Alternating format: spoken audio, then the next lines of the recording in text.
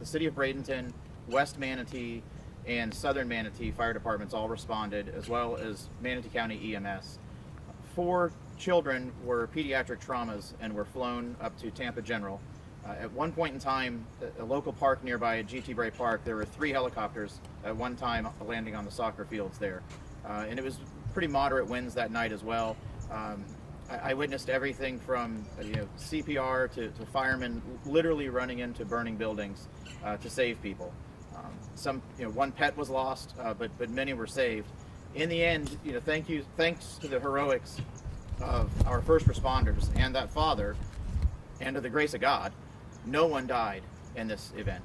6 people were transported to trauma centers, but in the end, everyone survived.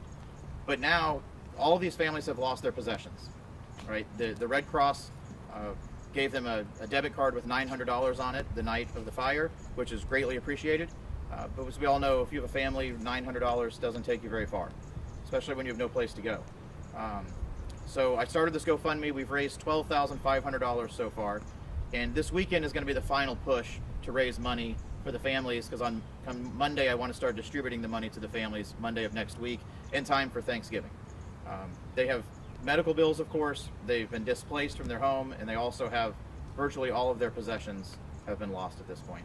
So, and I thank the community. We have raised, as I said, $12,500, and that has been, some people that I called and asked to contribute money, but the vast majority of those, there's over 100 contributors, and the vast majority of those people either contributed anonymously or they were names on the list that I did not recognize. So we're very, very happy that the community has come together so far, but we're hoping to make one last push to help these families before Thanksgiving holiday. Have you spoken to any of the people, any of the victims? I have. I've chosen for this press conference, though, to sort of respect everyone's privacy and not speak, about any specific families or anything that they're specifically going through individually. Well, what physically did you see? I mean, did you see any of the kids coming out of stretchers? I mean, tell us what you saw. When I arrived, we turned the corner off of Cortez Road, and upon arrival, there was about 30 feet of fire coming out of the second story of this building. And it was a fairly chaotic scene upon arrival. Cedar Hammock Fire Department was just pulling up on the scene. There were people shouting that there were still people and children and pets inside of burning buildings, and Cedar Hammock Fire Department acted heroically and immediately went straight into what was an inferno at the time. Did you help at all? So the sheriff's department, I followed the sheriff's department to non-burning buildings, and we knocked on doors and evacuated the rest of the complex. And so even those folks who did not suffer fire damage to their apartments, they ended up spending most of the evening, a cold night, sitting in a parking lot next door on Cortez Road. So you participated in some of the evacuation? In the evacuation. I participated in the evacuation. That was the extent of my participation. Oh, sorry. That's okay. Talk a little bit about how, witnessing an event like this, I mean, obviously people see this on the news and they see the pictures and it's tragic, but witnessing this event really, caused you to get even more involved and try to start raising money for these families. Sure. So, try to bring that to people who are just watching this on the news about how horrific this actually was. Sure. So upon arrival, as I said, it was a chaotic scene when we arrived. However, as first responders showed up, things calmed very quickly. First responders were calm and deliberate in all of their actions, and that was obvious, I think, to the residents here, the victims here, to really everyone that was around, that things were under control upon arrival. They had the fire under control within an hour. They immediately began evacuating people in a very systematic and calm way, and they went straight into the danger where it was and literally saved lives. And I think everyone is just extremely grateful that they were properly equipped and that they reacted appropriately at that time. This has impacted 16 families. How has it impacted you being here just by chance on that ride along, seeing what happened and then processing it afterwards? Sure. Something that I've realized since the campaign that I hope that this will help everyone else realize is, people think of West Bradenton and they think of the islands as these very affluent communities, but the truth is that the meat and potatoes of West Bradenton are working families and blue-collar families. And this should remind all of us that a lot of these folks are paycheck to paycheck working families, and they were given $900 by the Red Cross, which is, you know, much appreciated. But outside of that, you know, the apartment complex gave them their deposit back and their last month's rent, and they sort of got patted on the behind and sent on their way. And so really the purpose of this press conference is to say that, you know, when the sun came up the next morning, that wasn't the end of the story. We're thrilled that night that lives were saved. But when the sun comes up the next morning, you know, these people have to go on with their lives, and they're still and very much in a bad way. And, you know, here we are knocking on the holidays. So if anything else, I think this just should remind me and everyone else that the heart and soul of our community are working families. Well, what do you think this money is going to do for them? You know, I'm hoping to hit 16,000 for 16 families and give them, you know, each $1,000 sort of cash infusion as they head into the holidays, and hopefully this can make their holiday a little more enjoyable. Perhaps some of them, it floats them until they're able to get into another apartment somewhere. As we all know, it's a very difficult housing market, and you can't just walk up to an apartment complex and expect to, you know, move in within a few days. So this may have to float these folks a little longer, a few more days or a week or so, until they're able to move into an apartment. Do you know what's next for this building, and is there anything being done in the other buildings so that we don't have a repeat? So the cause of the fire was a dryer vent, and I have not spoken with the apartment complex about what they plan to do. I'm sure they're cleaning all of the dryer vents and going around and inspecting them.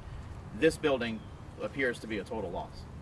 Does this make you think about affordable housing and how we need it? It does.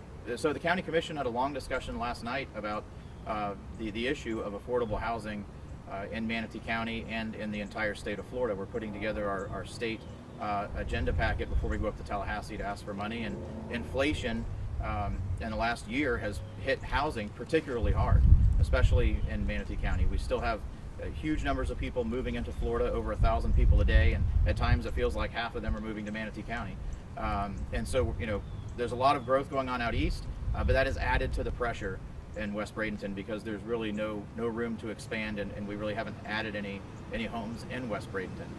So, you know, inflation has had a significant impact. What was some feelings you had here that night when you were seeing what was happening? Was it scary? Was it traumatic? What were you feeling? Sure. I think when I first arrived, my feeling was the same as everyone else, as I was terrified that people were going to perish in the fire. And then I watched firemen running into the buildings, and I was terrified that something would happen to them while they were in the fire.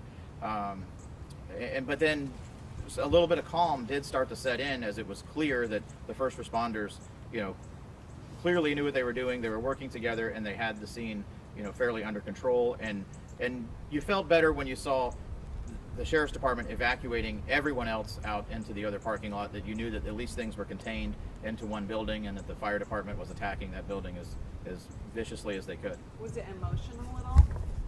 It was certainly emotional to see a fireman giving CPR to an infant. It was certainly emotional to see people screaming that children were in burning buildings, yes. You know, and you talk about, you know, the heroics of those firemen and the heroics of the father, you know, who helped get people out. And, you know, for the week after, that's all people talked about is the heroics, you know. Sure. And you mentioned that this is something you're trying to even more so talk about the aftermath, you know. So, right. You know, talk a little bit more Sure. about that. It's important to recognize the heroics of our first responders, but this press conference is also to remind people that there is an aftermath for these families, and that the days and the weeks that follow don't necessarily get easier for them. They've been displaced from their home, they've lost all of their possessions, and they sort of have to, to a certain extent, start over. You know, we're fortunate that every life was saved, but there is an impact to your life when you're displaced from your home leading into the holidays. In Joe? addition to yourself, can you tell us more about what the rest of the community or other participants and who also is trying to help out? Sure. Help the family? So we have had members of the community reach out. Bayside Church, the Bridge Church. There was a third church. We've had several churches that have reached out to ask what they can do. I did have the county assign a social worker to this case to try and help these families and to sort of coordinate the relief effort. And the American Red Cross, of course, has stepped in right away to help. The Salvation Army has stepped in to help, and Tidewell Hospice has offered counseling to all of these families as well. And then, of course, members of the community. We've had over 100 members of our community that have donated financially. Kevin, when does the GoFundMe end? And once that does end, these families are still going to have needs. What else can the community do after the GoFundMe ends? Sure. So I would say that most likely the Red Cross and Bayside Church would be the appropriate organizations to contact after this week. I'm going to shut down the GoFundMe on Monday simply because I feel it's important to get these folks some cash relief before the holiday. Anything else you'd like to add? I don't think so. Thank you all so much for coming. So, and I think we want to emphasize to folks that, as Joe just asked, we are going to end the GoFundMe on Monday. So, you know, if we can, any donations we can get over the weekend are very much appreciated. So, all right. Thank Thank you. you. Thank you.